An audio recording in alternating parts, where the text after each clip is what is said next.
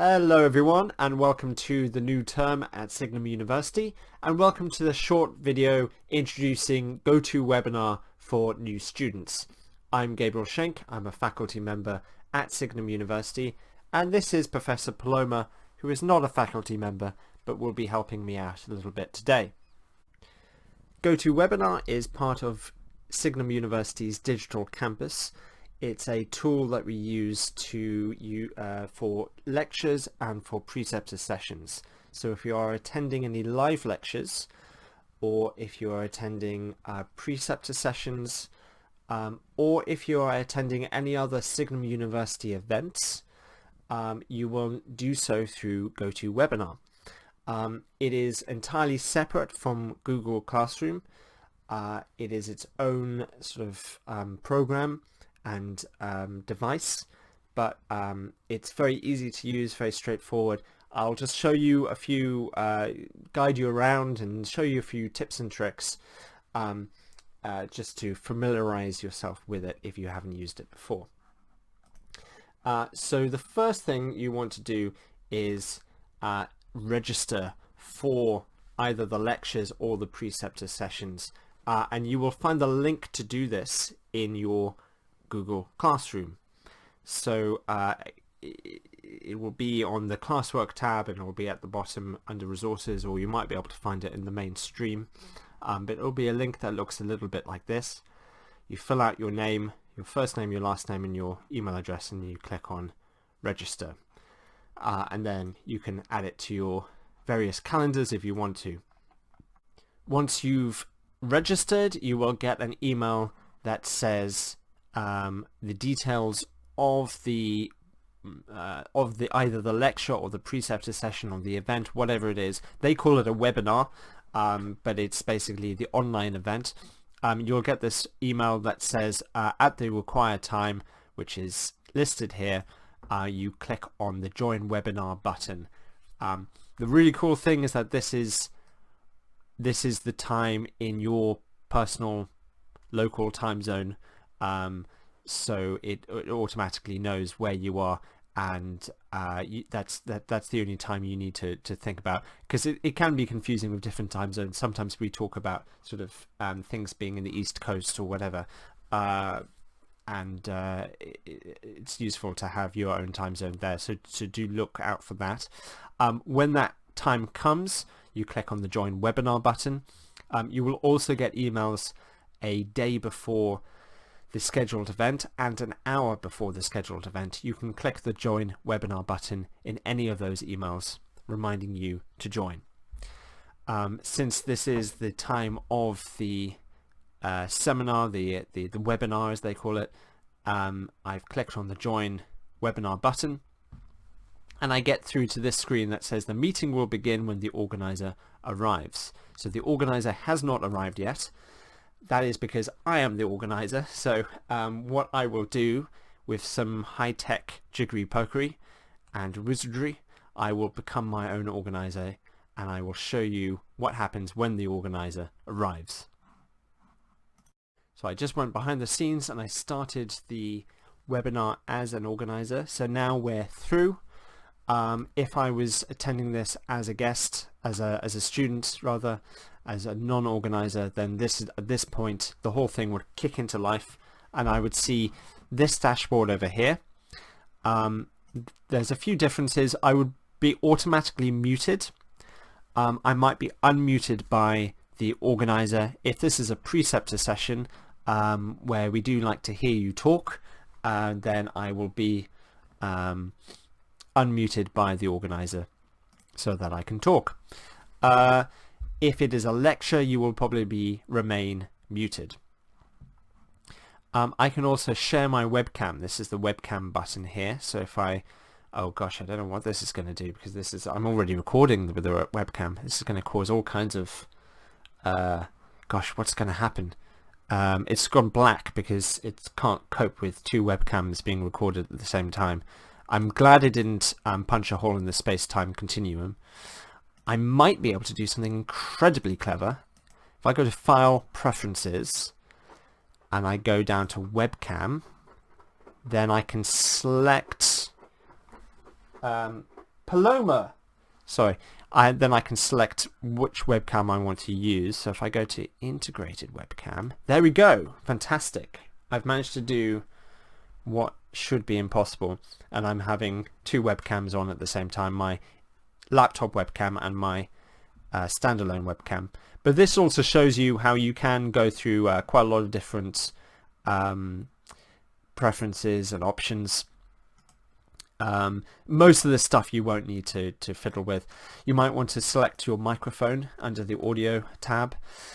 Again, I've got a standalone microphone, this massive bugger, but I could also use my webcam microphone or my internal integrated laptop microphone. Stuff about connections, I've never done any of this stuff. The only thing I've ever played around with is audio and webcam, so that's just so you know that's there. So people can see me. Okay. I can't see myself for some reason. I don't know why I can't see myself. Oh, here we go. I mean, it's not working perfectly because I'm sharing a webcam and whilst trying to share a webcam, but you get the idea. Usually you'd be able to see yourself, although sometimes the webcam does disappear. But as a preceptor, in a preceptor class, you might not want to share your webcam. It's completely optional. There's actually a limit to how many students can share their webcams at once. I think it's up to 6. So it's not even possible in all preceptor sessions, and certainly for lectures you don't need to share your webcam. I just wanted to show you how that was done. You can also press a button here to share your screen. Again, this is not something that you would normally need to do, but maybe if you're in a preceptor class and you're doing a presentation and you've got a PowerPoint, then you might want to do that.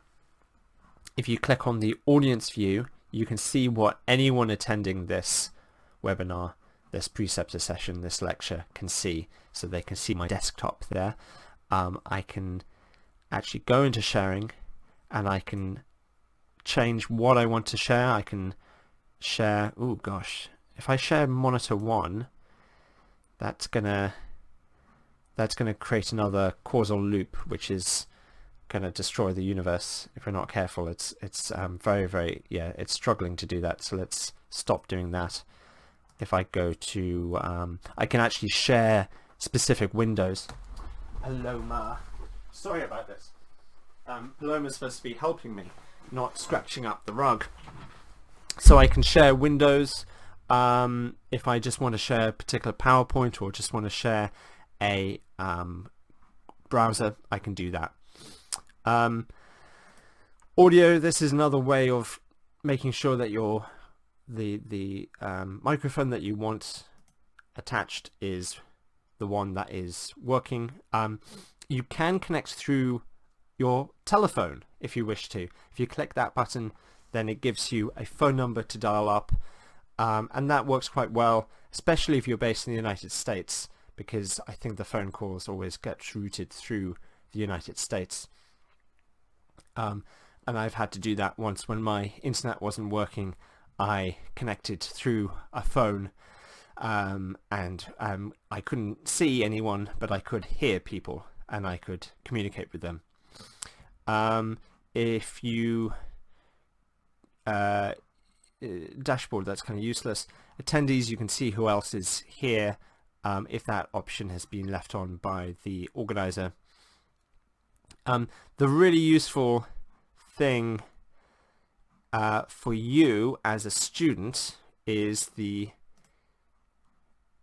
chat box, because here you can send questions to staff members. This is really useful. So for lectures in particular, this is the way you communicate to the organizers, to the lecturer, and then as a lecturer I see that question pop up and I can answer it. I can type out an answer, or I can answer it as I'm giving the lecture, and I can delete that question when I've answered it. So that's really useful. Some people like to use this in preceptor sessions as well.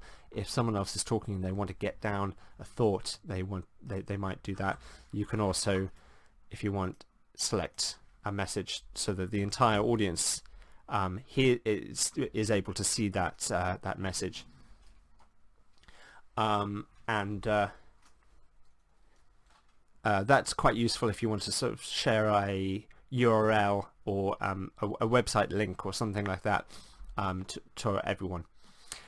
So that's kind of the main elements of GoToWebinar.